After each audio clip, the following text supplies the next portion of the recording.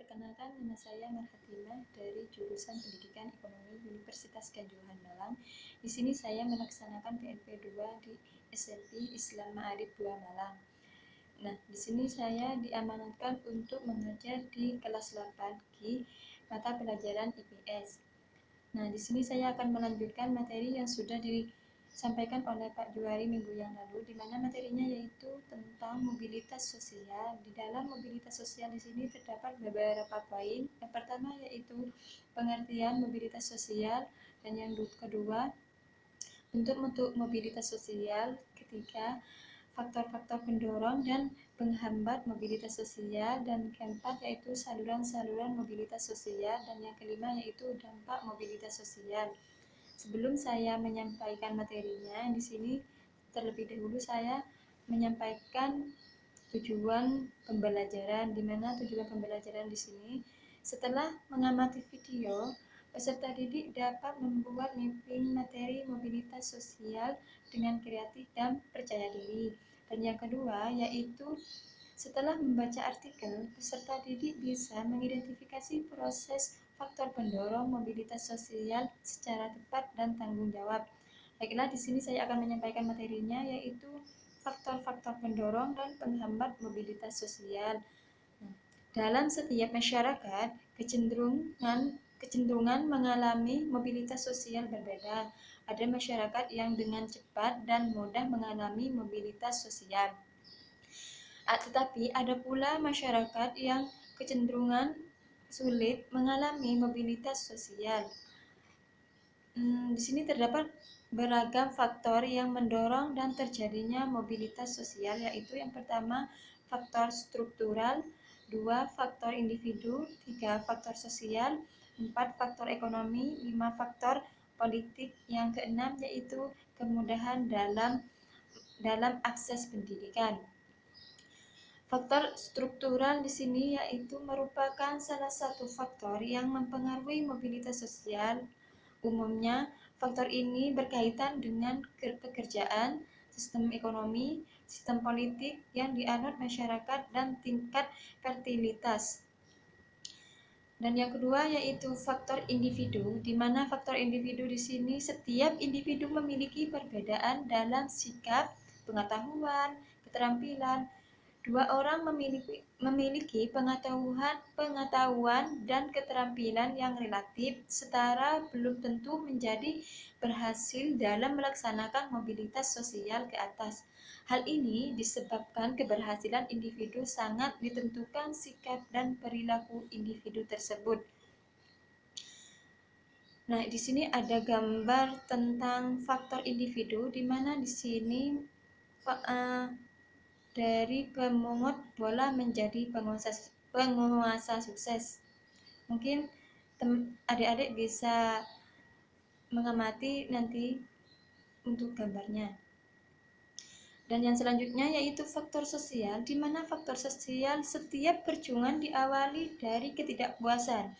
Ketidakpuasan akan status sosial mendorong manusia untuk terus berjuang segigih-gigihnya, tetapi manusia dilahirkan dalam status sosial yang dimiliki oleh orang tuanya.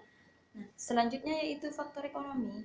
Keadaan ekonomi dapat menjadi pendorong terjadinya mobilitas sosial. Keadaan ekonomi yang baik memudahkan individu dan kelompok melakukan mobilitas sosial. Masyarakat yang ekonominya baik cenderung lebih mudah melakukan mobilitas sosial.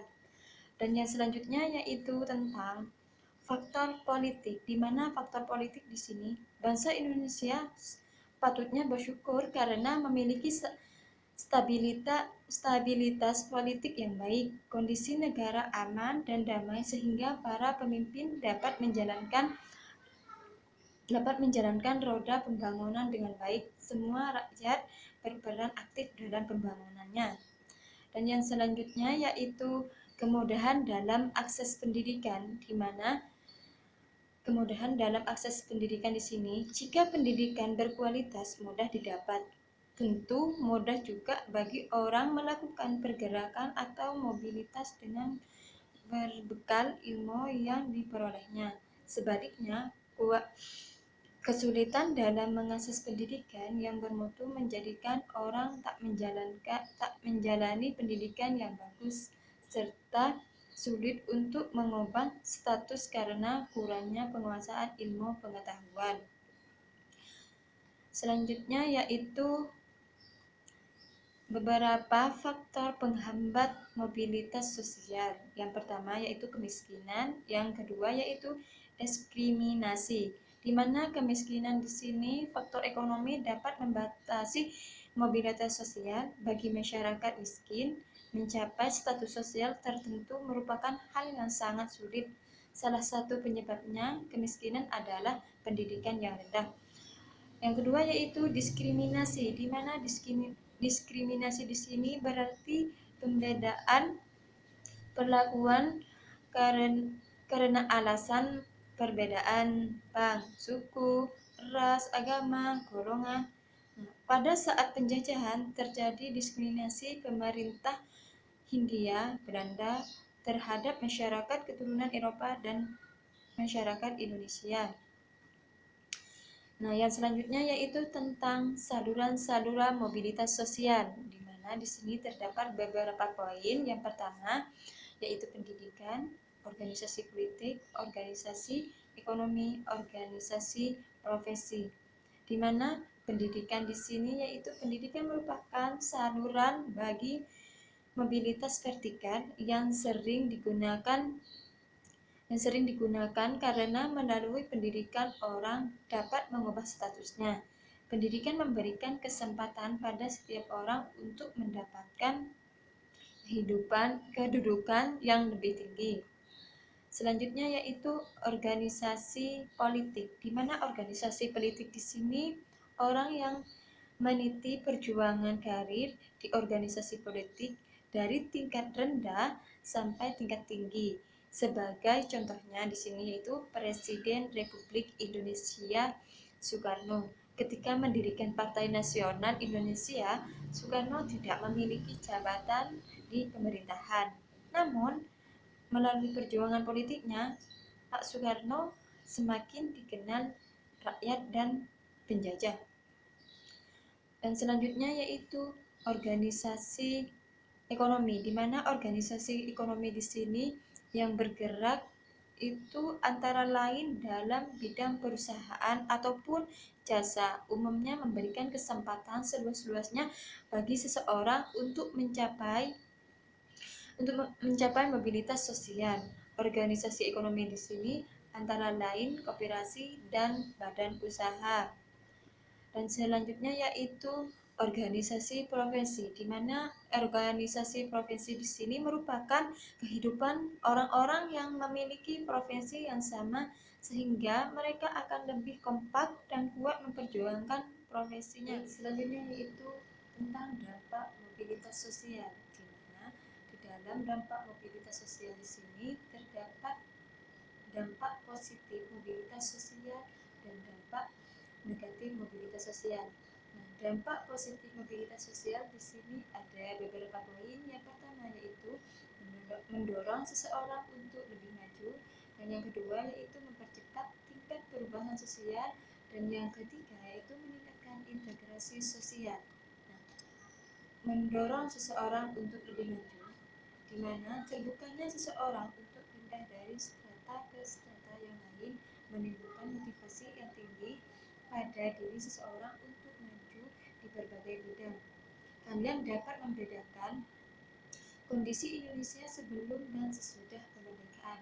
Pada masa penjajahan, banyak rakyat kecil yang tidak memiliki cita-cita menjadi camat, bupati, atau gubernur. Hal ini karena tidak adanya kesempatan untuk itu. Dan yang kedua yaitu mempercepat tingkat perubahan sosial, di mana mobilitas sosial akan lebih mempercepat tingkat perubahan sosial masyarakat ke arah yang lebih baik. Contohnya, Indonesia sedang mengalami perubahan dari masyarakat agraris ke masyarakat industri.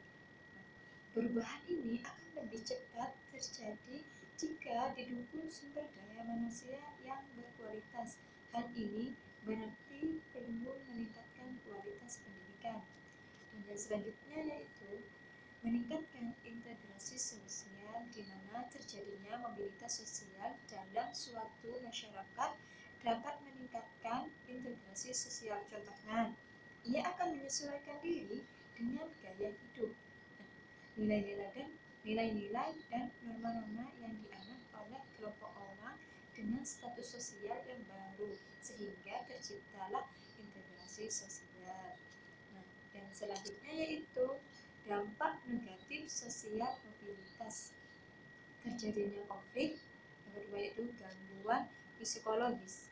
Nah, yang pertama yaitu terjadinya konflik, di mana mobilitas sosial merupakan salah satu perjuangan manusia dan kelompok sosial untuk mencapai posisi sosial yang semakin tinggi. Dalam hal ini sangat wajar kalau kemudian timbul persaingan yang kerap memicu konflik. Persaingan ataupun konflik perlu disikapi dengan bijaksana. Persaingan tidak dapat dihindarkan, tetapi persaingan yang tidak sehat akan menyebabkan konflik. Dan yang kedua yaitu gangguan psikologis. Seorang yang memiliki jabatan kadang khawatir kehilangan jabatan yang dimiliki. Bahkan pada saat jabatan yang dimiliki sudah lepas, kadang ia tidak rela melepaskan jabatan tersebut. Banyak orang yang setelah kehilangan jabatan, baik karena diganti maupun karena sudah selesai masa tugasnya atau pensiun, menjadi mudah gelisah. Individu yang mengalami keadaan seperti ini termasuk mengalami gangguan psikologis. Terima kasih. Baik, untuk tugasnya saya akan mengirim di grup WA. Mungkin dari adik-adik ada yang mau ditanyakan tentang materi ini, bisa langsung chat di grup WA saja. Baik, sekian dan terima kasih. Wassalamualaikum warahmatullahi wabarakatuh.